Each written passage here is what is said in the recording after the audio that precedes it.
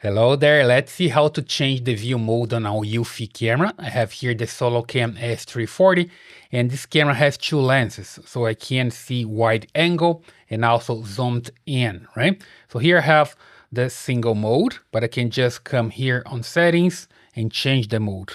Just come to settings and video settings, and here you see view mode, right?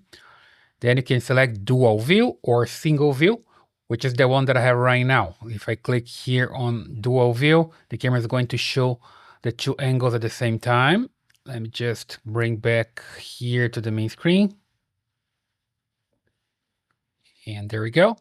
That changes. Now you see here, I have this with the zoomed in lens and this one with that wide angle view, right? If I just click here and hold, it's going to change the position to there.